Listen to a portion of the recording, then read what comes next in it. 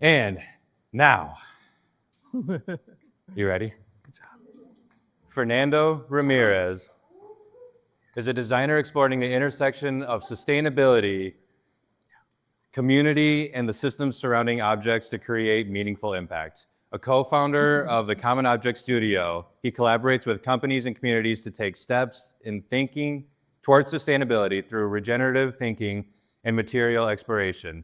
His work spans furniture, industrial, and interior design with a focus on creating experiences that consider both people and the planet. Through Common Object, he continues to push the boundaries of design, creating beautiful, functional, and responsible products that strive for a world where people thrive, ecosystems are balanced, and beauty is common. With that, Fernando Ramirez. Okay, so the crossroads, right? Crossroads. When I first started, when they asked me, I started thinking about what crossroads mean to me and how can I interpret that. I think my first thought was my favorite song as a kid, The Crossroads. So any elder millennials in here will know this.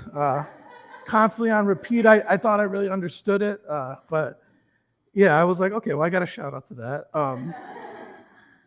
I think the other thing was, I think what we all think about crossroads. I started making a list of all the challenges we face in life and those paths, right, that we take and kind of make us stronger, and these decisions we have to make, which I had a lot, right, like most of us. But I was like, maybe that's not quite it yet. The next thing was the crossroads. We got curated last year. So what I'm going to talk today about a little bit is Okatera, the collection that we've done, and that experiment we did. But I'm kind of giving you a sneak peek because we were curated for the Crossroads last year in New York, where we showed all of our product. So I was like, oh, I have to mention that. That's too good, right? But as I start to think about it, like every designer asking too many questions, what is a crossroads but an intersection? And for me, that speaks a lot to where we're at right now, and how it's defined as an intersection of two or more paths.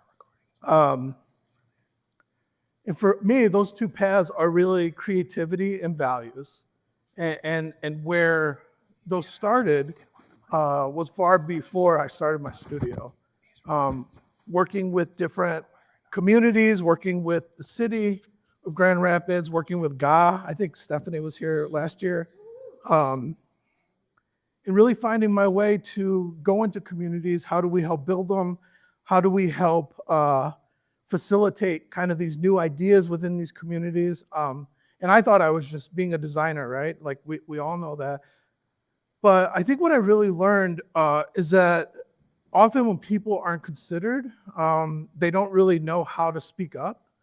So the first thing I learned when I went there and had to start working towards was really creating design tools to help these communities have a voice.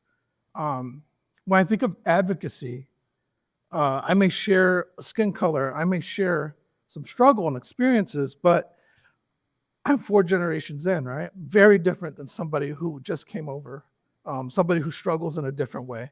So I need to get to these communities and really understand, like, if I could be part of that voice, right? I don't want to be the voice. If I could be part of that voice, it's about me listening. So I think I spent a lot of time just making these design tools that they can use really to have the voice, to co-create with them. And I think that was my first value, right? I think the second is around sustainability. I explored a lot of different things, a lot with materials. It didn't materialize because usually it's just really hard because it's hard to get production pieces, people to like kind of take these ideas and move them over. It takes a lot of work. But I did get some product out, some that were, fully recyclable, from every bolt and screw. We did this recycler that was fully made from recycled content. Kind of cool. So I was making some headway, but what I really learned from that was a really big lesson that drove us. And really, systemic problems demand systemic solutions. It was hard to move that needle because really the system didn't allow for it to exist.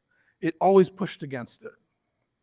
So with those two things, me and my good friend Justin Beitzel, which I wish he was here today because he's a lot more outgoing than me, a lot more jokes. But what we started saying is, all right, do we want to start a studio? And I think my response was pretty much yes, but it has to be value driven.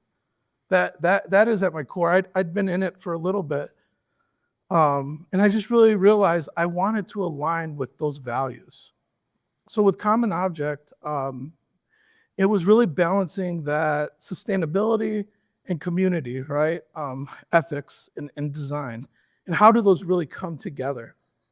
So how we're kind of defining it here is a studio that uses regenerative design lens to help companies take steps towards a thriving planet. Thriving planet meaning people and sustainability, people and planet, right? So you're probably asking, what is regenerative design though? For those who don't know, so regenerative design goes beyond sustainability. If sustainability is kind of neutral, right, it goes beyond that. Instead of just minimizing harm, it tries to contribute to a positive environmental and social fabric. So whatever we do has to build upon those two things in some way, right? That is a very holistic view though, right? We're not talking about just product anymore. We're not talking about just furniture. We're not talking about just interior. We're talking about the systems around it. So what I learned earlier, correct? So we could see here, this great graph I love to use from Sphera is really showing what regenerative thinking looks like. So you could see product starts at the bottom left, right? Traditional product. It may have some negative impacts, we know that, right? Very extractive model, very ethics around labor, right? We kind of know this already. That doesn't mean all of it, but a lot of it. And as we start to go up, as we start to go around that curve, we get greener, right? And we go towards that bullseye, that sustainability bullseye. But as we take that curve, we start to become restorative, right? And then we end up, if we can keep pushing, we could end up in that regenerative area. So having a positive impact on social and environmental folks. So we have to kind of look at that bullseye as like, yeah, sustainability is great. But we know, we've done, if you've worked in it, you know if that bullseye is in neutrality, it's probably going to end up further back. So why not aim a little higher to try to fall in there? So what I'm going to share today is me putting those values to work. When we were doing all this, we had a lot of great clients that were letting us push, and we had some great colleagues as well, right? That was helping us push towards this. At the same time, we didn't have a case study that really embodied all of this thinking and how these values kind of mix together. And we really asked ourselves, how far can we push regenerative design? What does something that doesn't have a ceiling really look like? And that's what I'm going to talk about a little more today is our Okatera experiment, our Okatera collection. It's kind of changed, but I'm going to talk about it more as the experiment, where we started. Okay. So where does every good designer start, right? Research, research, research. What we were trying to find is what is out there, what are some examples out there that are really, that we could be inspired by, that we may be able to mimic in some way around product. And there were none. There were no product. It was really, even in some of Europe, it was like we really didn't see much movement on any of this, which they're usually like 10 years ahead of us, for people who don't know, and all that. So we were like, okay, this doesn't really exist, which I think for a designer, that's kind of exciting. You're like, oh, it doesn't exist. Cool. But for society, not good. So we said, okay, well, where do we start to research? And we were looking at different things. We started looking at other areas outside of product. And what we really came across was regenerative agriculture. And we've seen this, and my partner came from farmland, so he was real excited. He was through the roof with it. So we started having these deep conversations. It's really great having a partner who came from farmland, because he's like, well, let me call Bob over down there. I was like, cool. Let's do it. So we found ourselves in these rooms or on these Zoom calls with farmers, right? Which for me was completely different. City boy, very different backgrounds. But what we started hearing kind of aligned with what we were finding in research. So you can see with this model, when we compare kind of the standard versus regenerative agriculture, degenerative competes with nature, it depletes soil, it creates monocultures, right? To where you can see regenerative here, it partners with nature, it restores soil, it builds soil, right? It promotes biodiversity. It's factored into there, rotational grazing, things like that. And it's just really a holistic view. So it makes sense when you think of regenerative lens. We should have went right to regenerative agriculture. But it took a little bit of time, but it just aligned with what we were saying. But how do we really do that, right? It was really tough, but we knew we were very intrigued. And we kind of take this with us everywhere we go now. Can a system give back more than it takes? That kind of became like this mantra. We started asking about it. So with all that information, all these talks, we started saying, okay, but what's our problem? We need to put that on paper. So we had two problems. We come from furniture, so we understood the industry pretty well. We understood supply chain pretty well. So first was the furniture industry's carbon problem. A lot of these companies they have ESG reports, they have sustainability reports, and there's different tiers. Some of you understand it. Around scope 3, around tier 3, it goes all into supply chain and product. A lot are very involved in that. And we knew for sure that a lot of these companies weren't really, well, not the companies, but the supply chain, they weren't really built for that. Like I was saying earlier, it can't exist within a new system, right? Or something new can't exist in that existing system. So we were asking ourselves, how do we help these companies kind of achieve what they're trying to get to? I think the other problem felt a bit more personal because we were actually talking directly with these farmers. And that was, especially ones practicing regenerative farming, they had a processing problem. So you could see here over 100,000 small farms closed in the last decade. That was a lot. And you're starting to see these farmers try this new kind of practice. So we kind of asked ourselves, well, what if they're doing good, if they're restoring the planet, how do we start to incentivize that behavior? So that if we do one, he can go tell his farm friend down the street, and then he could tell their farm friend down the street, and so on, right? The problem with that one, though, is they have valuable material, but there's no way to really process it. There was no way to really figure out how to get that into, well, for them, it's all food, right? When we said, hey, we're gonna make a chair out of your material, they're like, what? It was so radical and weird that nobody had ever talked to them about that. So it was kind of this new thing for them. So it was about building trust. So we had what we wanted to do, right? Borrowing language again, right? Farm to furniture rather than we were thinking about farm to table. It's like, oh, it's farm to furniture now, right? So we had this idea, and we did what good designers do, right? We go in and say, okay, let's make a framework around what a regenerative system really looks like. And we ask the question, how might we design a chair that gives back at every stage of its life cycle? So you can see here at stage 1, we want to build soil, sequester carbon, and increase biodiversity. That means it was probably going to have to be all bio-based. Step 2, it needs to support farmers. Once again, right, you want to incentivize that and kind of help them grow. 3 is kind of where some of the people come in, right? We're talking a lot about sustainability, but where does the community come in? So how do we grow local circular systems? So build skills for people, create jobs, and really grow that circular economy, right? So they could actually handle working with a large company. And then last, it needed to end as nutrients for the earth. So we had to really say, okay, no harmful chemicals, right? None of the finishes could be harmful. We had to be really clear that my partner likes to say if it fell off the back of a truck, that a bird would love it. Uh, and what that really means is like if this sits in nature, right? You don't label it biodegradable, but you know that if a bird, squirrel, anything picks at it, that it'll be okay. They could turn it into a nest. It'll be all right. So that was the loose framework we were working in. And we're like, okay, this is realistic. We've had enough research. We've kind of figured it out. So we have all these talks. So how do we accomplish this? Like we have all this stuff, but we're like, okay, how do we actually do it?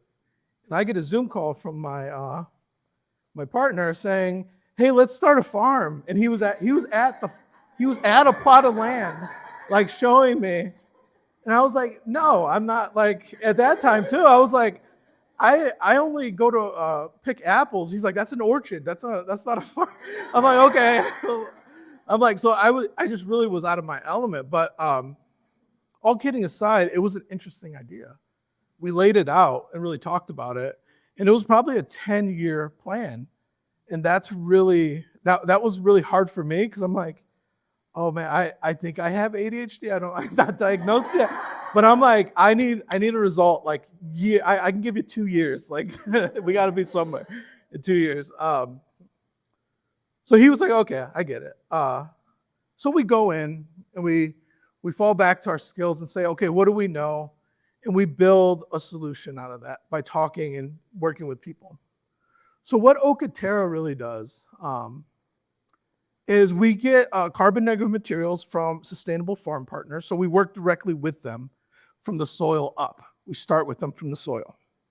Our system is the supply chain, right? We find all the right partners everywhere to actually process these materials into usable materials for furniture. For this, it was furniture. And then last, we go and knock on the doors of all the people around here, all the furniture companies around here. Hey, do you like this idea? Well, no, we try to find ways to help these companies take steps towards sustainability. And the ones that are really trying to hit those ESG reports, the ones that are trying to reduce their carbon footprint. What we end up figuring out though, is we were gonna have to go into residential more first. And that was mainly because it's very expensive to get certified. But as I say that, you know, when we did this was a couple years ago now. We're actively now moving into more contract. So, you know, we talk so high level about these things. I talk about sustainability, but really these are the people, right? These are the ones we're consulting with. These are the people that we're co-creating with and shaping this idea with. We very much believe that design leads us through the process. We don't manipulate. We don't make a sketch and say, look like this. We work with these people to understand every element and say what can really be done. So these are the ones that really helped shape all these ideas and gave a lot of their time. And they're innovative, right? Because a lot of people slammed the door on us. And these people were like, we can do this. So we actually had to start doing it. We kind of live by this. Experimentation informs application. This is leaning towards new materials, okay? When we have new materials, it takes a lot of exploration to understand not just the material, but to understand what is the right application right now. How do we move into that? So we have, you name it, we have the weirdest stuff in our studio. It always smells like a barn because it's like, it's wool, it's mycelium, it's, you know, it's mushroom leathers. It's like all this, we're always experimenting. But with this is our first case study. We really wanted to start simple. So with the farmer we had up in Pennsylvania, we found a couple things through a lot of great conversations with her. One, we found regenerative wool, we're calling it, and more specifically, it's kind of a felted material. We went in and we started to actually try to produce it and say, well, what would this be like? How do we test it? So that was the experimentation, is actually moving through it at every step. A really great learning here, though, already was this wool is not consistent, right? We're not New Zealand. It's not, our wool is not meant to be a mono material, right? It's not just a single look. So it's like, all right, so how do we really start to think through this? And how do we, it's starting to shape these values, right? The other thing we found was waste wool. They call it waste wool. Really valuable still. So it's the wool you don't want against your skin, but it has all those other great properties. It's short fiber, right? So you would never want to really touch it like you would this wool, right? With this, we really learned, okay, well, we see why people don't use wool anymore for filling, because it's not incredibly comfortable, right? It has a little bit of bounce. But what we learned through this experiment was really we could start to take a material that used to be used inside and actually experiment with new technologies, different cells, different patterns, different ways they're stuffed. And some of that's up here. You guys can come grab on it and touch it after. But that was that experiment that was really driven there. What was, how do we create comfort, right, with this material?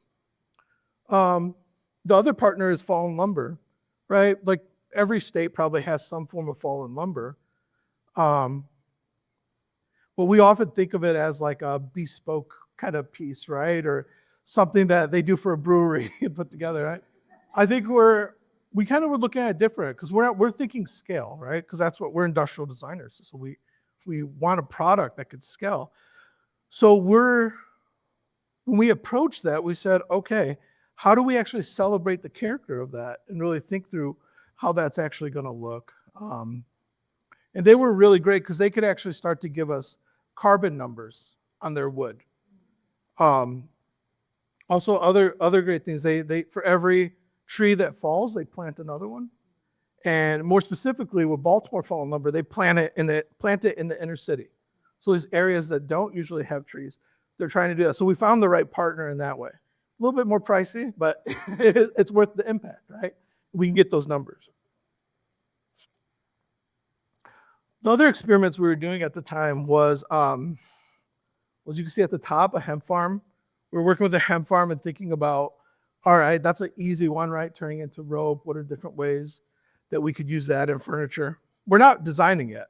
We're experimenting. We're still this is all experiments. This isn't an object at all yet. We're saying, what can we do? And down there that's not a chicken nugget and rice. That is rice hull, so kind of a little bit, and rubber, right? And we were working with a new company, a new material that was trying to develop something for furniture. So we were already kind of creating this, already figuring out what ways this can't translate over to furniture. So we started doing a lot of experiments with that as well. The last part of the puzzle was production, right? And that's a hard one. That's a really tough one because production, around furniture, there's makers and you could produce furniture here, as we know, right? We're in the area that does it. But how do you align that with your ethical values, right? And what you really want to accomplish around community? We were very fortunate to find a nonprofit that it takes inner city folk and it trains them to actually make our frames. So all of our frames are made by the community that live around it. And that was really important. So we have all the pieces, right? And we're really starting to shape this idea of what does this mean further back? Like what kind of impact is this really going to have? So you could see like a standard global supply chain right here. If you grow cotton in South Carolina, it usually bounces over to Europe to be processed, right? Even if it's American made. If you grow most things, this is what most things look like. They bounce everywhere. What we're preaching is, can we make regional supply sheds, manufacturing hubs, right? Can we go in and evaluate each place and say, okay, what are the resources here? That could be production. That could be, job training. That could be, materials, of course, right? And actually create these regional hubs. So each one would be different. So we started in Pennsylvania, Baltimore area, right? That's like what our supply chain over there looks like. And we're actively growing it in Michigan now. So we're starting our second one. So we proved out the first one. And now we're saying like, all right, does this work as a repeatable model, right? So that whole long-winded explanation to say, we haven't designed a product yet at this point, but we have all the players right there. We had some capabilities we knew we could hit. So we start the fun part, the process, the stuff that we've been doing for a long time, right? Testing, sketching, prototyping, seeing what could be done. And we arrive at our first 2 chairs. So this is the Oka chair. All regenerative wool outside. The inside's the waste wool with the cell technology we worked on. We used a hemp suspension because that still wasn't like a piece of foam, right? It had some comfort to it, but we needed a little bit of movement because that's just what we're used to with cushioning. So that hemp suspension kind of gives it that little movement. You can see in that center though, is that's the arm. We use these really generous proportions to almost frame, I'll say, the imperfections, right? The wormholes, the oxidation, things like that. If we use these generous proportions, it makes it feel less like it's deteriorating, right? And more like it's a feature. The other chair we did was the Terra Lounge. So this has that mirror material we worked on. And we did a lot of experimenting with different millimeter thicknesses, right? Which one's supportive, which one's better for covering, to be able to sit on and interact with. So with this one, you could see even more clearly, they both have this disassembly story, right? We take a lot of nods from fashion and say, okay, what are things people really understand, right? And you understand how to unclip something or how to unbutton it. But with this, it's the same thing. Through those 3 rods right there that go in 3 sections, so you can see it on the front, maybe. If you pull that out and pull the rod, the whole thing starts to come apart. And the reason being is because we want to be able to disassemble for end of life, and the upholstery is going to age differently than the frame, right? So not only that, we didn't want it to be like a lot of the furniture we designed where it's like not even a screwdriver, like a special tool to get these things apart. So that was really the first 2 chairs, and we took those to New York for ICFF, Contemporary Furniture Fair, and showed them and just plastered a big question. We love questions, so it was like, can the future of furniture be regenerative? But something more provocative for the people who got it. I think a lot of people were like, what does regenerative mean? That's why I explained earlier. But a lot of the big firms, like architecture firms, they really understood. They're really thinking about, how can we be more regenerative? How can something actively heal, right? Can the act of making actively heal? And it sounds radical, but right, we're figuring out pathways. So I'm gonna repeat myself a little bit here, but I want to take all of that and really show what I've learned. So these are our 6 takeaways that we got from this experiment. Takeaway 1 is embracing variation. Nature naturally has variation, right? So how do we embrace the variation found in it? And even more so, how has the drive for uniformity created monocultures in our supply chain? As designers, we want things perfect, right? We strive for it. We constantly push ourselves to get the right form, the right finish, all of these things. But what if we embrace the natural variation in everything? The second is embracing place. How does an understanding of our bioregion affect design? And what social environmental needs can we improve with the production of our product, right? So like I was mentioning earlier, each bioregion, the chair may look very differently, right? The wood species may be different. The type of sheep or alpaca or whatever, right? With Michigan, we're kind of dealing with that now. We're bouncing with a couple animals. We're like, okay, we're like figuring that out. But as you go, like that may look very different. But it's important that you take that pride in your bioregion, right? That you investigate and evaluate in order to get to that understanding of your bioregion. The third is embracing history in a modern context. How do we look to the past for inspiration? And how do we interpret those innovations, right? So regenerative agriculture is a good example. That's just indigenous farming. That's all it is. It's the way they did it, not that long ago. So how do we take that and say okay, what did people do right then? What was healthier for us? What was more sustainable for us? And understand that. And then also, we went to a lot of museums just kind of looking at old furniture and looking at the inside and how did they actually do it? You could take that thinking that may be very uncomfortable now, but mix that with the technology now. Fourth is designing for growth. What is the role in scaling circular systems? What strategies can we use to help supply chains develop and mature? This was always a hard one for me, I think, because it feels heavy, because it's like you're putting these partners together and you're saying, hey, I'm going to try to take care of you. And it feels when something goes off, it's hard because you feel like you're going to disappoint them.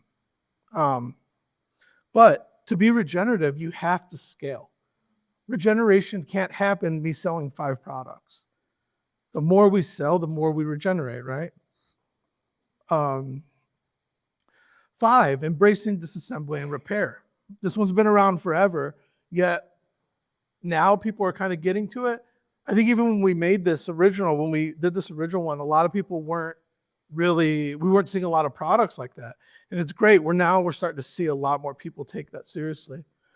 But how can disassembly and repair drive toward beauty and character?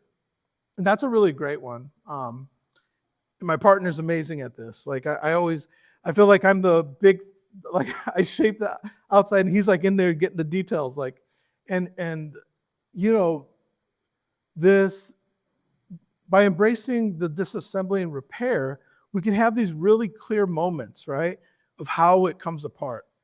But we could do it in a way that's really beautiful, right? So you can call it out, make it understandable, but also make it a feature, make it really beautiful. Think about that, the replaceable units. Think about how that needs to come together, how every piece needs to come together at end of life. And 6 is specific, but I like it because I think it works for a lot of people. Supply chain exploration as product development. That was really weird for us to do as industrial designers because we're not supply chain folk. So that first question, though, I think is kind of really great for anyone to think on. Where does this thinking fit in the product development process or in anyone's process? Where does this really fit? How do we make sure the right constraints are baked into our projects? I could answer that here. Essentially, if you're going to do that, it has to be baked in at the beginning. It has to be the goal, right? And sustainability can be the goal, but like I was saying at the beginning of the presentation, we have to aim beyond it. We have to try to go further. That way, maybe we land at neutrality, right? So really think about baking that in up front. So that was the big experiment, right? And we kind of put this back together at the end and kind of evaluated it. So we asked a little bit different question. Rather than share, can a supply chain give back more than it takes? And these were our bullet points of what we did. Build soil, sequester carbon, increase biodiversity, supports farmers, grows local circular systems, and ends as nutrients for the earth. So we kind of accomplished what we needed to do. And that was really, there's my partner. So you see we're very, very different. Tall, every way. What's really funny is such different backgrounds, but our values align so much. I couldn't have done it with somebody who didn't have the same values. I'm sharing my story, but his story, he has a similar story, right? Working with materials, working with community, stuff like that. So it's really what we do. And I'm not going to go into a lot of our product, but you could see some of the things we experiment with. A few things that we really are excited about and have fun doing. we are pushing towards, this thinking is now being incorporated with some of our clients now. We knew we had to do that first step though. So we're actually incorporating, like I said, some of these regenerative principles into the work. So we have a release at NeoCon this year, and it takes some of our thinking and actually translates it. We're being featured by another organization this year as well, there, showing this stool up here that has a declare label, and what that means, it tells you everything that's in it to the 1 millionth. It tells you every single thing that's in that, and it's a third-party certified declare label, which is a great deal. And really, the place that invited us said, "Hey, I want you to go there, just like rub it in people's face that you did it." That this small studio, right? This small studio went through these steps and actually could accomplish that. So super exciting. So if you're at NeoCon, come by, say hello. So the crossroads, right? This intersection. So sustainability pushes us to design responsibly, and community pushes us to design relationally. But it's through creativity that values become actionable. And we can make these real strategies, these real products, and experiences that are better for people and planet. So I'll leave it at this. These are my values, okay? I'm not pushing my values on you in any way. But the next time you create, maybe try asking, what values are shaping your creative process? And are they aligned with the impact you want to make? The second one is what are you designing with, not just for, or who are you designing with, and not just for? And how might that collaboration change what you create, right? So that community work, that goes back to that, right? That I had to learn, like, I'm not the savior to go in there and say, I'm going to advocate and do all that. It was really being the megaphone. It was creating a tool to be a megaphone. And this last one is a bit abstract, but I find it interesting. So what would it look like for your work to actively heal people, places, and systems? Because I think if we can do that, right? If we could get all that together, then I think we could have a regenerative future. Thank you.